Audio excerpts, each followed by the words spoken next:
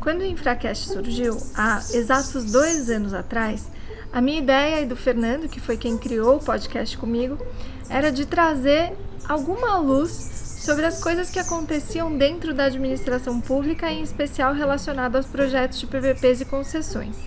A gente não poderia imaginar que o podcast ia se espalhar pelo Brasil inteiro e ia se tornar um videocast.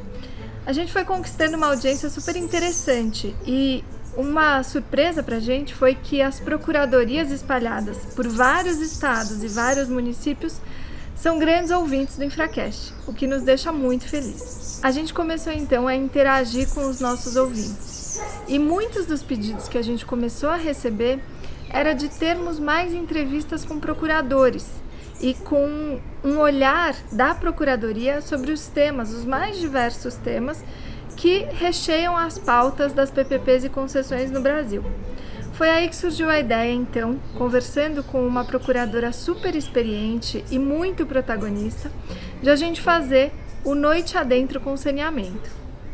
Esse é o novo quadro do Infracast, um quadro que surgiu dessa ideia de trazer uma voz para as procuradorias e de interagir mais com a Procuradoria do Estado de São Paulo, que vem de forma emblemática desenhando os rumos de aplicação efetiva do novo marco de saneamento, a Lei 14.026 de 2020, que fez aniversário recentemente, e no dia da sua aprovação, o Infracast liberou um conteúdo exclusivo com comentários muito interessantes feitos pelo Fernando em especial, a respeito desse conteúdo que prometia mudar o mundo do saneamento.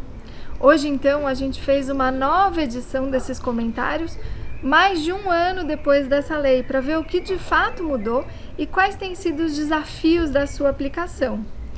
E foi nesse contexto que eu convidei 4 procuradoras super experientes para comentar o tema nessas pílulas. As minhas convidadas do Noite Adentro, que na verdade são idealizadoras do Noite Adentro junto comigo, são todas procuradoras do Estado de São Paulo e todas elas atualmente integram a assessoria jurídica do gabinete do governador do Estado de São Paulo. Eu vou começar falando de cada uma delas e vocês vão ver que elas realmente têm muito conhecimento e muita experiência aplicada em saneamento e vão dar show aqui nessas pílulas do Noite Adentro com Saneamento. A primeira delas é a Inês Coimbra. A Inês é justamente a procuradora coordenadora da assessoria jurídica do gabinete do governador do Estado de São Paulo e ela tem vastíssima experiência atuando na procuradoria. Ela é mestre em Direito Público pela PUC de São Paulo e ela também já foi chefe da consultoria jurídica da Secretaria de Habitação do Estado de São Paulo e do Departamento de Águas e Energia Elétrica do Estado de São Paulo, o DAEE. Uma das grandes estrelas aqui que vem nos brindar com a sua presença no Noite Adentro é a Flávia Della Coletta. A Flávia é uma das procuradoras que foi grande responsável por acompanhar a tramitação da nova lei que altera o marco de saneamento e fazer a aplicação de todos os novos conceitos no contexto de São Paulo, tanto para a Sabesp quanto para os demais contratos de saneamento em todo o estado. Além disso, a Flávia tem vasta atuação na Procuradoria, tendo sido responsável pelo contencioso do Departamento de Estradas de Rodagem em São Paulo, onde foi responsável, por exemplo, por implementar toda a coordenação dentro da PGE da implantação do Rodoanel Mário Covas. A Flávia é também mestre em Direito pela PUC de São Paulo. Outra grande personagem que vem aqui rechear esse Noite Adentro com muito conhecimento é a Alessandra Obara. A Alessandra foi responsável pela consultoria jurídica da Artesp durante a revisão dos aditivos de 2006, que já foi inclusive um episódio aqui do Infracast, vale a pena rever. E ela é também e foi a grande responsável dentro da Procuradoria do Estado de São Paulo por acompanhar os desdobramentos de uma decisão emblemática do Supremo Tribunal Federal, na AD 1812, que delibera, né, e discute a titularidade dos serviços de saneamento em regiões metropolitanas. E, por fim, uma grande conhecedora dos temas aplicáveis do saneamento no Brasil e no estado de São Paulo, que é a Camila Rocha Viana. A Camila, ela é mestre em Direito e é mestre também em Economia. De 2014 a 2018, uma das responsáveis pela assessoria de empresas e fundações do Gabinete do Procurador-Geral do Estado de São Paulo. Ela foi uma das grandes responsáveis por realizar a aplicação da nova lei das estatais, a Lei 13.303, para o contexto das empresas públicas e sociedades de economia mista em São Paulo, inclusive a própria Sabesp. Ela também acompanhou, junto com a doutora Flávia, a tramitação do novo marco, a Lei 14.026, e ficou responsável, junto com ela, por fazer as adaptações necessárias para que este novo contexto pudesse se aplicar para o estado de São Paulo. Vocês estão vendo que eu estou super bem acompanhada nessa jornada do Infracast com o Noite Adentro com Saneamento. Vale a pena acompanhar. Hoje a gente inaugura um novo capítulo da história do Infracast. Esse é o Noite Adentro com Saneamento, né? Com as minhas queridas e maravilhosas convidadas que sabem absolutamente tudo de saneamento. E hoje a gente vai celebrar um ano, na verdade, já passou esse um ano, desse que é o novo marco do saneamento e que promete trazer muitas mudanças para o contexto. Aqui no Infracast, a gente já falou bastante sobre o novo marco, a gente inclusive tem uma minissérie de 5 capítulos sobre esse tema, e hoje a gente está renovando em altíssimo, grandíssimo estilo, com essas mulheres que fazem todas parte da Procuradoria do Estado de São Paulo e são grandes autoridades, sumidades mesmo, no tema do saneamento. Então eu queria agradecer imensamente a todas vocês por toparem essa iniciativa do Infracast, Noite Adentro com Saneamento. Adorei. Noite Adentro. Era pílulas, né, com água e esgoto, mas aí eu achei meio estranho, pílulas com água e esgoto. Ficou mais balada, né? Ficou mais balada, exato, exatamente. Então, meninas, muito obrigada, viu, por vocês terem topado essa conversa aqui descontraída. E para começar a nossa primeira pílula, a nossa primeira noitada adentro, eu queria perguntar para vocês sobre um tema que foi aí muito discutido assim que o novo marco, enfim, foi publicado, que é essa história de termos agora metas de universalização. O que é isso, né? O que é universalização? O que são essas metas? Será que vocês podem comentar um pouquinho sobre isso com a gente? Posso começar? Sim, Flá, por favor. Primeiro eu queria agradecer o convite generoso e a apresentação mais generosa ainda. É um prazer estar aqui. E, inclusive, é um prazer imenso porque a gente está entre amigas. Com certeza. Essa questão das metas, o novo marco, a gente pode dizer que essa é uma grande aposta do legislador. Eu acho que é um pilar estruturante, um dos, né, que a gente tem outros. O legislador entendeu por colocar essas metas na legislação. A gente tem metas de universalização. E essas metas de universalização, elas são diferentes se você estiver falando de água potável, né, de distribuição, ou se você estiver falando de esgoto. E o que a lei entende por universalização é você conseguir, até o ano de 2033, atender, no caso da água, 99% da população, e no caso do esgoto, 90%. E a gente não tem só meta de universalização. A gente tem meta também para intermitência, para redução de perdas, né? São metas qualitativas, que a lei chama. E também para melhora do processo de tratamento, que seria, por exemplo, o nível de potabilidade, se a gente estiver falando de água. Essa questão é uma questão nova, porque não é que as metas não existiam, elas não estavam na legislação. elas estavam nos instrumentos de planejamento. E aí, no PlanSAB, que é um instrumento de é o plano federal, né, da União de saneamento, e nos planos municipais, e também refletidas nos respectivos contratos. E se entendeu, eu acho que é uma percepção do legislador de que isso não foi suficiente para atingir a universalização, dado que a gente está num setor absolutamente sensível, essencial, que interfere com IDH, saúde, qualidade de vida. Então, é uma aposta do legislador que essa internalização vai conseguir, enfim, superar esse déficit, que é muito importante. Se a gente lembrar que a gente tem 100 milhões de brasileiros sem acesso, sem estar ligado à rede, no caso de esgoto, e 35 milhões no caso de água. Então, realmente é um déficit muito importante. Mas, Flá, desculpa, Isa. Ai, gente, estou tão feliz, finalmente.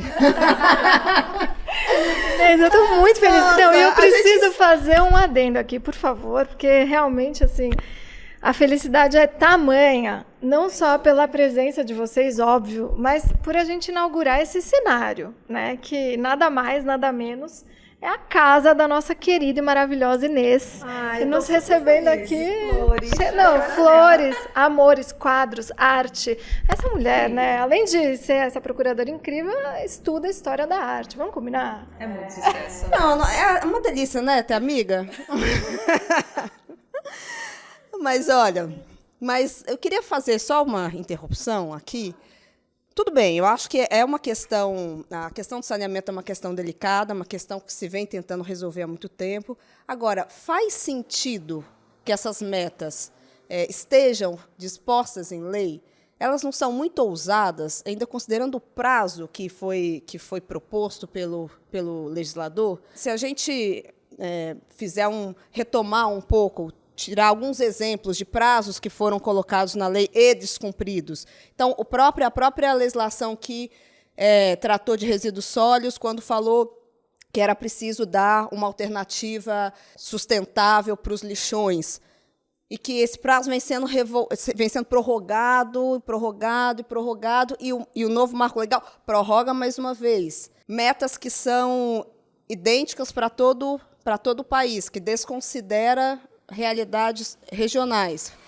E, ainda que nós tivéssemos todo o investimento, ou seja, para além de todo o investimento que é necessário para o saneamento, e sabemos, isso é uma coisa que é bastante falada. Quase indiscutível, né? Quase indiscutível, exatamente.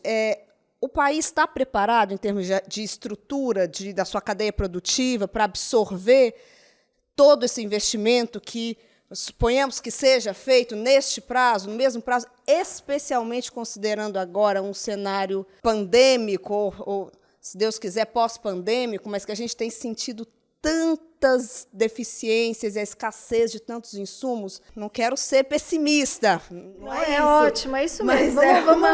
Mas é uma questão, eu não sei. Não, eu acho, né? Bom, primeiro, né, já que é a minha primeira intervenção, Isa, obrigada pela ideia, pelo convite. Muito feliz de estar aqui, enfim, discutindo um tema que eu particularmente sou uma super entusiasta, autoridade, acho maravilhosa. Não, aí também não é para tanto, não é para tanto. Cuidou da Sabesp por muitos anos. Nossa, na Procuradoria. Não sei quem cuidou de quem, sim, senhora. Viu? Mas... E além de tudo, é também esposa de um dos nossos convidados aqui do Infracast. É bom que a gente fica aqui. Aliás, assistam o episódio. Eu tenho que fazer um adendo. Ele é que é marido. Ele é marido da nossa maravilhosa convidada. Exatamente, ele foi o acoplado, mas também recebeu, e assim, realmente teve um grande destaque num episódio que foi muito assistido, sobre, enfim, questões contábeis, né, e de indenizações. Assistam o episódio. Assistam com Carlos, curtam Eduardo. É isso aí, cara, gostei. Obrigada. Obrigado, Izzy. É uma alegria estar com as minhas queridas amigas aqui. E nesse tema, a Flávia que me ensinou muito. Então, fica aqui o registro. Exato. Flávia, gente... Como é bom ter amigas, né? É muito bom. Mas eu acho assim, acho que para além... Bom, que o legislador foi otimista, acho que isso é um consenso. E em todos os podcasts que eu ouço aqui no Infracast, sempre fica discutindo, quantos bilhões? Bom, acho que a Carla falou, não interessa, são muitos bilhões. Assim, acho que não é esse o o ponto. Acho que a gente tem uma questão em relação à cadeia de suprimento, fornecedores, é quase que um catch-up, assim, não adianta ter só o dinheiro. Será que eu consigo capacitar tantos profissionais, os fornecedores conseguem dar conta dos investimentos, das obras e da mão de obra, né, da mão de obra, a gente tudo. vê a SEDAI agora, só, desculpa, um pequeno adendo, mas a gente vê a SEDAI e os vencedores da SEDAI, porque é uma coisa enorme, né, desse novo leilão de, enfim, água e esgoto da SEDAI, e tudo que a gente vê no LinkedIn, por exemplo, gente, a gente está com milhões de vagas abertas, venham aqui suprir essa, né? É isso, engenheiros, tudo, né, enfim. Então, acho que essa, né, a colocação que a Inês fez, de fato, acho que ninguém tem resposta para isso, né? Está todo mundo muito entusiasmado, o setor privado, enfim, é um setor que era o patinho feio e agora virou um pouco a bola da vez. Mas eu acho que mais sensível até do que a questão, enfim, da cadeia de suprimento, se a gente vai conseguir dar conta, é porque no saneamento, e isso é muito comum, até, enfim, eu posso falar mais dos contratos da Sabesp, que são os que eu efetivamente conheço, enfim. Você tem a necessidade de participação do município muito grande, né, do poder público, de intervenções do poder público. Então, multar quem não se conecta à rede, remover edificações para passar uma rede coletora, regularização fundiária, drenagem. Então, eu tenho investimentos a cargo dos municípios que são... E aí, não é só uma questão de recurso, mas o município ele tem condição de acompanhar e de fazer investimentos que são precedentes e quase que necessários e premissas para que a concessionária consiga entrar. Então, não só em núcleos urbanos informais, enfim, a própria obrigação de conexão na rede. Total. Então, você tem contratos hoje que prevêem o repasse de uma parcela ali da receita tarifária arrecadada justamente para que o município possa fazer esses investimentos, mas a verdade é que tem municípios que não têm condição, não tem, enfim, não tem capacitação, não tem recursos humanos. E eu acho também, Cá, não sei se vocês concordam, que o próprio legislador, ele já percebeu nessa discussão de que essa meta é ousada, porque a gente chama, né, tem o chorinho, que é para 2040, né, que é no caso de que, mesmo com a regionalização, que a gente vai falar depois, a gente não consiga, né, estruturar um contrato, né, um sistema que atinja essas metas e que seja autossustentável, até porque o setor é sensível a aumento tarifário. E aí ele já permitiu que essas metas possam, em alguns casos, né, não são em todos, porque até tem uma discussão sobre isso, serem atingidas no ano de 2040, acho que é 1º de janeiro de 2040. Isso pode ser até, né, Flá, um indicativo da dificuldade de colocar metas em lei. Aproveitando, obrigada, Isa, pelo convite. Obrigada, é uma delícia estar aqui com essas meninas que eu adoro e ter o privilégio de trabalhar junto e aprender todos os dias. Gente, né? eu preciso contar um segredo. A Ale foi a primeira procuradora que eu conheci quando eu tinha, sei lá, 20 anos. Não, sem idade, mas eu me deparei, assim, eu cheguei, eu era tipo uma, sei lá o que eu era uma estagiária, aí eu me deparo com essa beldade, assim, poderosa, toda linda, desfilando pelos corredores da Artesp, era assim, a chefe de tudo, e assim, era quem sabia, sabe, assim, gente, essa é a autoridade mesmo. Imagina, obrigada, Isa, generosa também, mas é verdade, eu também lembro de você, chegando ali na Artesp também arrasando. Ai, Luizinha, imagina. A gente trabalhou juntas um tempo mesmo. E eu lembro que você subia 18 andares de escada. Eu subia mesmo. Que é isso? Gente, eu tava pensando nisso esses dias que eu fui tentar subir 3 e eu já tava morrendo. Isso não é uma coisa normal. Não, mas tudo bem, passou essa época. Na época eu tinha, acho, 20 anos, né, Ale? Então, você tinha 20, eu tinha 25. Isso, você tinha 23, não era, Ale? O tempo é uma abstração, gente. Exato, gente, é isso, por favor. O tempo é uma abstração. Previsto na lei, ele segue abstrato. Adorei, Ale. É isso. Mas comenta sobre isso. Isso é super interessante. Não, então, é complicado, né? Trazer metas previstas em lei, metas que passam a régua, né? Então, elas são as mesmas para o país inteiro, como a Inês falou, assim, não tem essa diferenciação para realidades totalmente diferentes. Então, é uma grande dificuldade, porque, inclusive, a lei ela passa por cima de planos municipais, de planos regionais pré-existentes, que agora terão que sofrer é um grande desafio fazer uma adaptação desses planos existentes a essas metas legais. E é uma imposição que a lei coloca. Então, é um grande desafio para os titulares do serviço, né, fazerem a lição de casa. Então, vai ter que ter uma reformulação da política pública em todo o país para tentar adaptar esses planos a essa nova realidade, a essas metas que foram colocadas. Assim, a gente não sabe se, embora a própria lei diga que tem que observar as especificidades locais, ela, na hora de fixar a meta, a gente tem dúvidas se de fato isso foi considerado. Generalizou. Né? E a própria União não conseguiu cumprir o prazo da lei de regulamentação da lei. Dela própria. Dela própria, os 90 dias previstos. E, na nossa experiência, que não precisamos dizer de quanto tempo, de serviço público. Mas relevante.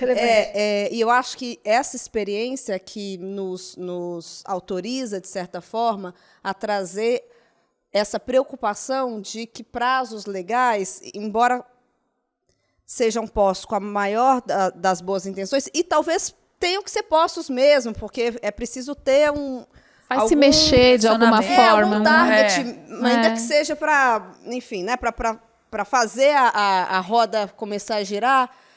Mas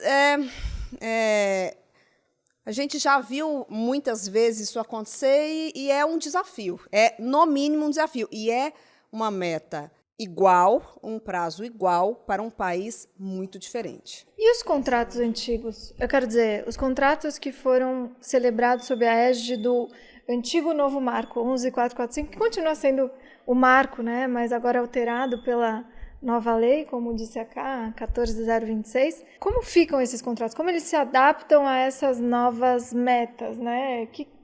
E como fica também, se vocês puderem comentar, o contexto de São Paulo? Tudo bem, a gente está falando de Brasil, é verdade, e realmente parece muito genérico. E em São Paulo, como que está esse contexto?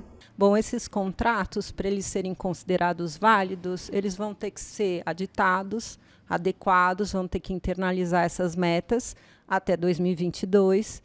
E, inclusive, o prazo que a Inês colocou da União, né, que acabou tardando um pouco, tem reflexo nisso, porque as empresas, né, as prestadoras, elas vão ter que demonstrar capacidade econômica, e depois da capacidade econômica, elas vão ter que demonstrar capacidade técnica e também que esse ajuste está estruturado de uma forma economicamente viável. Então, a gente vai ter por aí uma empreitada imensa de adequação desses contratos de programa, vão ser muitas revisões contratuais aí, né, e aditivos. Mesmo os contratos não de programa, né? Eu quero dizer, contratos de concessão da década de 90 e 2000, porque a gente tem alguns, também vão precisar dessa revisão, né? Vão, inclusive os licitados.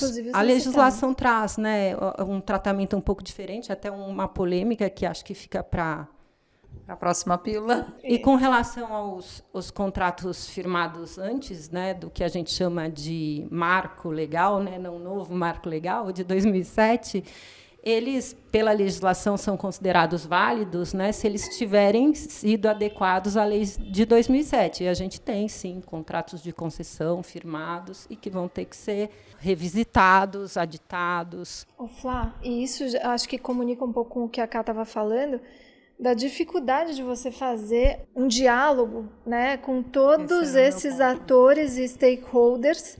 Município é o titular, mas, enfim, o Estado também participa num contrato de programa. O prestador, os financiadores, a agência. Era exatamente esse o meu ponto. Assim, acho que não só em relação à questão da adaptação dos contratos, né, mas dando um passo atrás nas metas. Não é que as metas sejam, enfim, sejam inviáveis ou sejam não recomendável colocar em lei, acho que a gente discutiu um pouco isso. mas é que elas não envolvem só uma internalização no contrato, nos instrumentos de planejamento. Eu preciso colocar...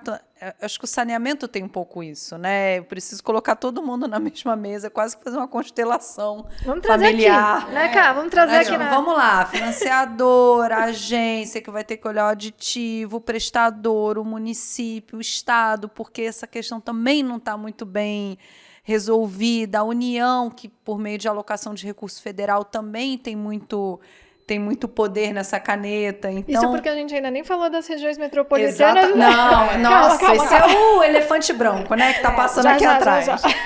Mas eu acho que o saneamento, enfim, e principalmente essa questão das metas, talvez o grande desafio, não vou falar que é um problema, seja esse, que eu preciso colocar todo mundo na mesma página.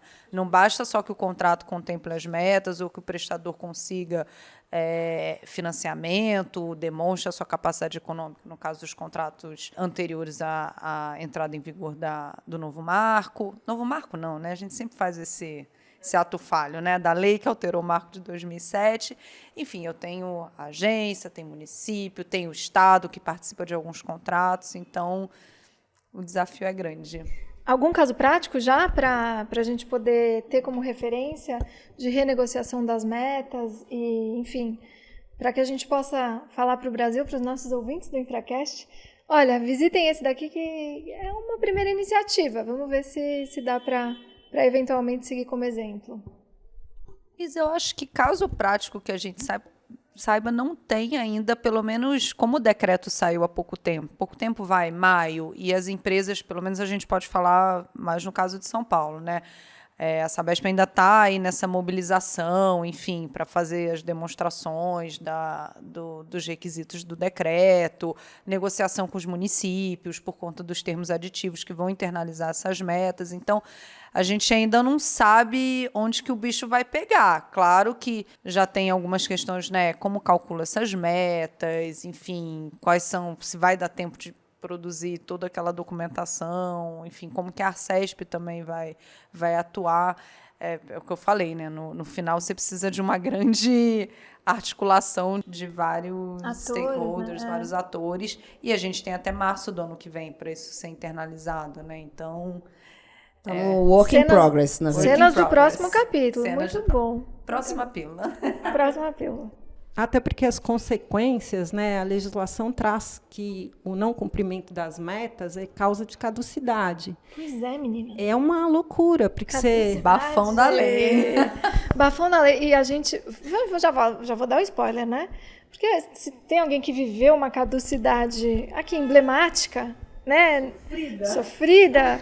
E assim, eu diria, paradigmática nesta mesa... Temos aqui, né? Temos aqui representantes e temos aqui também a pessoa que encabeçou isso também pela PGE, né? Não aqui no saneamento, mas num outro contexto e outro setor sobre o qual falaremos em breve, né, doutora Inês? Já te encurralando aqui para que já fique aqui as testemunhas e o convite ao mesmo tempo. Mas desculpa, Flá, é verdade. Então, caducidade é a consequência do não alterar os contratos para contemplar as metas. É claro que a lei traz algumas exceções, não é que o não cumprimento simplesmente leva à caducidade, é um processo, mas pode ser uma consequência. E é interessante pensar na possibilidade de caducidade num setor onde você pode ter mais de 5.000 titulares, se você pensar nos municípios, né? O município conduzir um processo de caducidade, né, junto com a agência. Não é simples. Ou um processo de caducidade é tranquilo, né, Inês? Tá bem de boa. Fácil. Dia a dia. Tá ótimo. É só, assim, fazer um piscar de olhos e numa pílula a gente vai falar sobre caducidade também. Meninas, adorei nossa primeira pílula. E é isso. Vamos para as próximas. Muito obrigada. Até a próxima. Obrigada. Até a próxima. Obrigada. 1, 2, 3, testando, não sei o número da lei. Gente!